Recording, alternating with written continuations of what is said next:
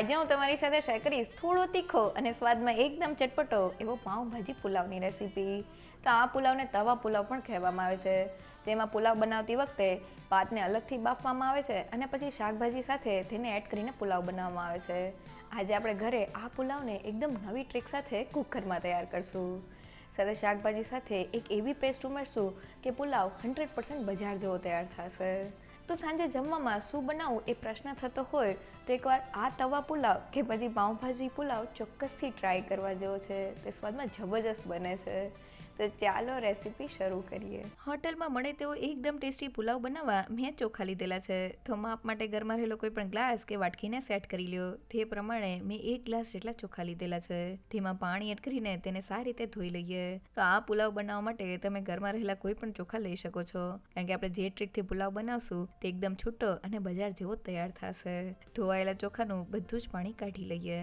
હવે મેં જે ગ્લાસથી ચોખા લીધેલા હતા તે ગ્લાસના માપ પ્રમાણે 1 ગ્લાસ અને તેની ઉપર અડધા ગ્લાસ એટલે કે 1.5 ગ્લાસ જેટલું પાણી એડ કરી દઈએ. 1/4 ટીસ્પૂન જેટલો હળદર પાવડર, સ્વાદ પ્રમાણે મીઠું અને ભાતનો દરેક દાણો છૂટો તૈયાર થાય તેના માટે 1 ચમચી જેટલું તેલ એડ કરી દઈએ અને બધી જ વસ્તુને મિક્સ કરી લઈએ.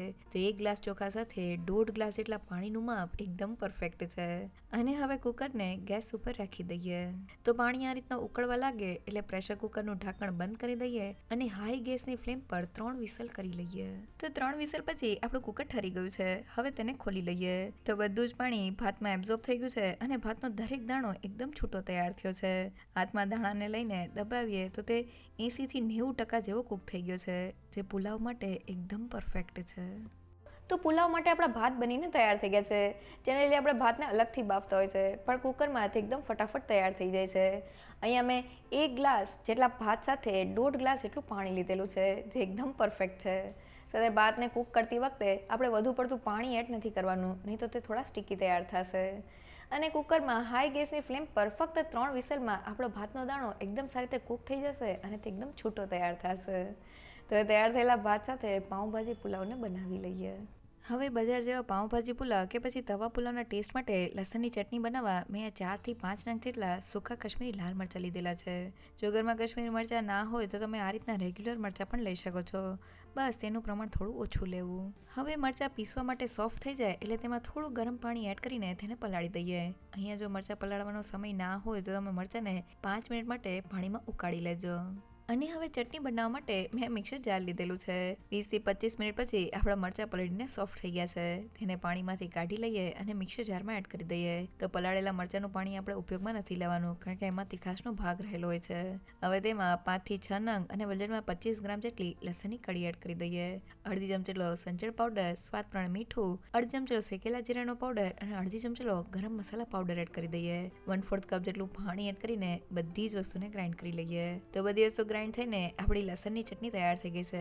આ ચટણી સાથે પુલાવ 100% બજાર જેવો તૈયાર થશે. અને હવે પાઉંભાજી પુલાવમાં આપણે એક વઘાર એડ કરવાનો છે. તો પેનમાં 2 મોટી ચમચીલું બટર એડ કરી દઈએ. સાથે 1 મોટી ચમચીલું તેલ એડ કરી દઈએ, જેથી આપણું બટર બળે નહીં. બટર સાથે આ પુલાવ સ્વાદમાં એકદમ ટેસ્ટી લાગે છે.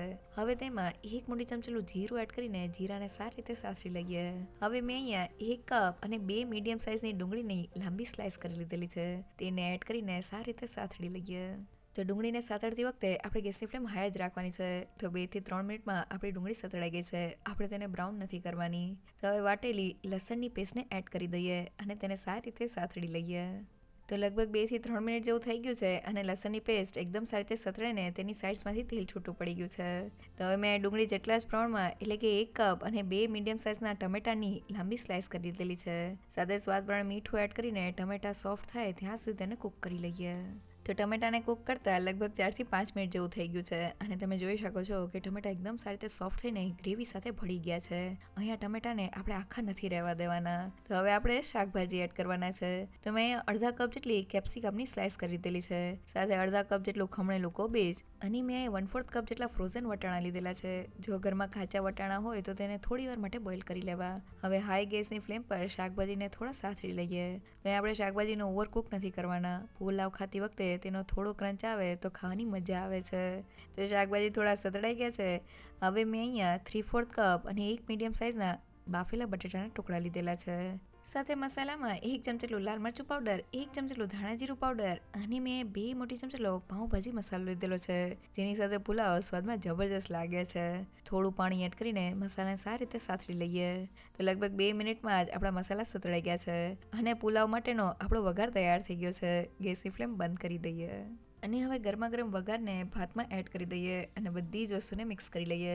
તો આ રીત સાથે પાઉંભાજી પુલાવ કે પછી તવા પુલાવ એકદમ ફટાફટ અને બજાર જેવો જ તૈયાર થાય છે.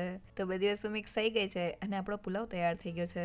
તેની ઉપર 1 ચમચી જેટલો લીંબુનો રસ અને થોડા કોથમીરના પાન એડ કરી દઈએ અને તેને મિક્સ કરી લઈએ. ઢાંકીને પુલાવને ફક્ત 2 થી 3 મિનિટ માટે કૂક કરી લઈએ, જેથી મસાલાની બધી જ ફ્લેવર આપણા ભાતમાં આવી જાય. તો 2 થી 3 મિનિટ જેવું થઈ ગયું છે. હવે ઢાંકણને ખોલી લઈએ અને ગેસની ફ્લેમ બંધ કરી દઈએ. તો જોતાં જ ખાવાનું મન થઈ જાય એવો આપણો પાઉંભાજી પુલાવ તૈયાર થઈ ગયો છે, જેને બનાવવો એકદમ સહેલો. ટ્રેડિશનલી આ પુલાવને બનાવતા ઘણો બધો સમય લાગે છે, પણ તે કુકરમાં ફક્ત 10 થી 15 મિનિટમાં બનીને તૈયાર થઈ જાય છે અને તે સ્વાદમાં જબરજસ્ત તૈયાર થાય છે. આ પુલાવમાં શાકભાજી સાથે જે આપણે મરચાં અને લસણની પેસ્ટ એડ કરીએ છીએ તેનાથી જ પુલાવનો સ્વાદ એકદમ બજાર જેવો આવે છે. જો તમને મારી આજની રેસીપી ગમી હોય તો મને કમેન્ટ સેક્શનમાં જરૂરથી કહેજો. સાથે મારા વિડીયોને લાઇક અને ફ્રેન્ડ્સ અને ફેમિલીમાં શેર કરજો અને મારી ચેનલને સબસ્ક્રાઈબ કરવાનું ના ભૂલશો. તો ફરી મળીએ એક નવી રેસીપી સાથે.